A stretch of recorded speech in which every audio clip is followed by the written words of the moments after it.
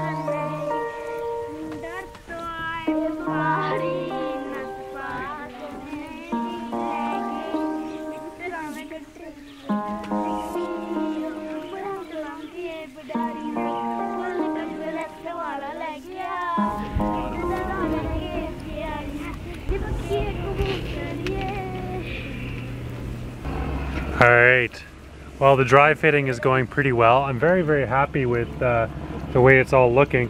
As you'll notice, the bracing is a bit spaced out.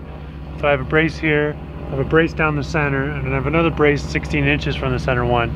But in the middle, I have this like, I don't know, whatever that is, like 2 foot or 3 foot gap between the two different bracings.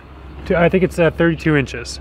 I'm not overly concerned about that because that's where the solar panels are going to sit, and so they're much bigger than that little space, but the center of the solar panel will be there, so no one's ever going to step on that part.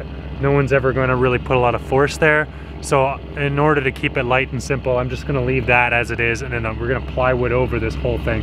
I'm running out of these cross beams, these laminated bits. My other ones are still curing, so We're gonna just leave it as dry fit for now. We'll jump back into epoxying it soon. So up here on the top of the boat, I actually had to leave a 4-inch gap between the panels. And that was mainly because I have a wood stove pipe that comes up through there, and it's insulated now, so it's not affecting the panels at all. But it also means that I've been using this little 4-inch gap to like walk back and forth on this section, and ooh, got a little bit of a wake going on. It's a very narrow space, but it is useful, unless there's any kind of wave action, and then I'm just worried about falling on a panel. You know, I'm gonna wait. So what I think I'm gonna do is continue that on along the back. We'll make some mounting area so I can actually climb up from the back or from the front. And all that means is that the overhang on the sides of the bimini are gonna be a little bit further out than just the 78 inches. It has to be out to maybe 84 inches. So 84 from the center beam. So in total, 168 inches, which is a pretty damn wide bimini. Yeah, I'm so excited to have this done.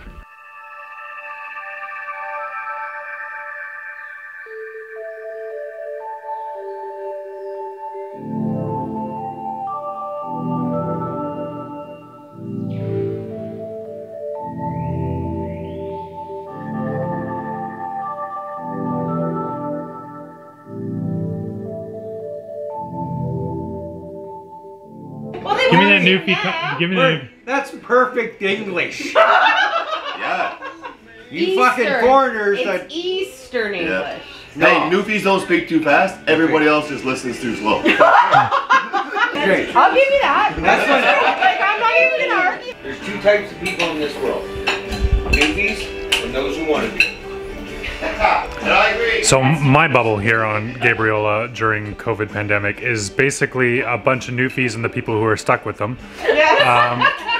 Yes. So for dinner tonight, it's a bit of a celebration. We're having Jig's dinner.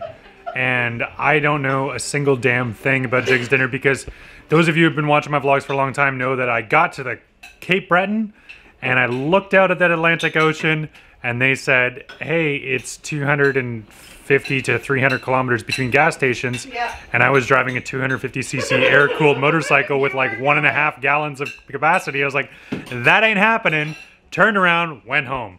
Don't know a damn thing about Newfoundland, but tonight we're gonna learn at least one thing, and that's Jig's dinner.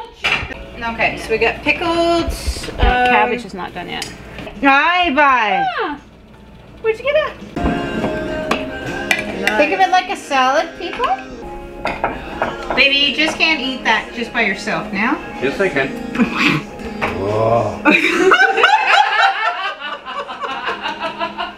Oh my god, he's Just such a sad face. He's so happy. JIGS. Okay. And this is what we had every Sunday. Starts with a kitchen party, basically. Yep. Right? Yes, it does. It always ends- starts with a kitchen party. Yeah, it always starts with a kitchen party and ends with a great big hearty meal like this, and then everybody goes home really happy. The original Jake's dinner was what the fishermen used to cook on their boats when they were out at sea. Aye. Because they It's the only had church one jig. pot. That's all they had? Yeah. Yeah. That's it. Because everything here in the what's Yeah, cooked it all depended was on all what the salt preservatives, was. right? You could just store them in the cold room in the locker, Yeah, right? yeah, it's winter food. Oh, you found sweet mustard pickles too. Oh, Really? Jesus. Very You good. killed me. These are Thanks, berries that Simon collected. What is this dish called again? Blackberry grunt. That's right. Blackberry grunt. All right. Here's what I have an actual problem with. Our blackberries came from poop bags. Yeah. Look, They were all right. clean, right? I go out and I walk my dog, and then I see blackberries, and I remember, hey, I should be collecting blackberries during it's harvest season. But I don't plan ahead. So I'm walking my dog. I have dog poop bags, ergo Oh my God, blackberries so and dog sweet. poop bags. Oh, And fantastic. so I have a freezer full of dog So poop sweet. bags I think I filled feel with that. blackberries right now. They're delicious. Now that sort. He just did Just gonna turn up the brightness here. Ooh, that's nice. Hey, what do you guys think of my lights? My uncle and aunt gave me these for Christmas last year, and I left them in my other aunt's garage back in Toronto. So I finally got them out here and got them up. I'll get the brad nailer out later today and just finish tacking up the stuff, and hopefully we'll get it painted very soon. But it is 3 a.m. Actually, right now I've been up since 3 a.m. It's already 6 a.m. There's a big windstorm happening right now, and this is one of the downsides. A lot of people, I don't think I made clear enough in the boat videos that I've been making so far. This happens fairly regularly. I mean, like probably in the wintertime twice, maybe 3 times a month. In the summertime, once every 2 months. Where there's a night where it's just like I'm on a mooring buoy, and so I'm more exposed than the folks at the dock, and it is so windy that their waves will come in, like in a secluded bay, in any bay, the waves come in the same way the boats come in, right? Wherever the water leads straight out into the channel or straight out into the ocean. So the waves will come in, but the wind doesn't necessarily come in that way. So right now I have the wind coming from the north, and it's strong enough that most of the waves are coming from the north, but every once in a while some of the waves wash in from the eastern side, and that sets the boat rocking pretty good. The rocking on my boat's not so bad because I'm a catamaran. You can see like swaying back and forth. It's not much, it's just a little bit, but you know, it's enough that it's like, at first that really, you know, was concerning to me. Now I'm much more used to it. And I'd say right now the wind's probably about 35 knots. So you can hear it in the background. It's very quiet in here. Like, my boat is much, much better than it used to be, but you go outside and it gets really noisy really quickly. It's actually calmed down a significant amount. I think it's only at 25 knots now. Not so bad. See if I can get a light. So yeah, it's not so bad actually. It's starting to calm down. It was definitely 35, maybe even 40 knots at 3 a.m. but I think it's closer to 25 now. It's really starting to calm down.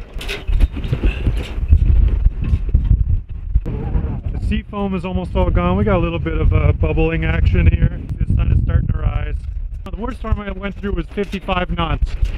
And every storm since then has not seemed so bad. I really got to get a better spot to keep the tornado. It is loud and banging around, and it's already getting scum lines on it. I got to get back to work on that thing. Anyway, I know that in my videos I smile a lot at the camera and I talk excitedly, but that's part of making YouTube videos. This lifestyle ain't for everybody, and there's a lot of parts like this that are just challenging, you know, and I've gotten used to it. I'm 3 years in. That's because I'm too stubborn to know how to give up and to pick something easier. But yeah, for a lot of people, this is too much. Dealing with these storms, it's very nerve-wracking. The first few, like the first time when we had that 55 knot storm, there was 10 days. 10 days I slept. I had 3 naps in the 10 days in the middle of the day. Otherwise, I did not sleep at all. So that was exhausting, and I collapsed at the end of it, and that's the kind of thing that would scare most people out of this world. But I'm just too stupid and too stubborn to give up. And hopefully in the long run it'll all pay off already. As you can see with all my nice lights, at least it's brighter in here. It's nicer that way. I don't know. Just thought I'd share that with you guys. We'll get back to work here.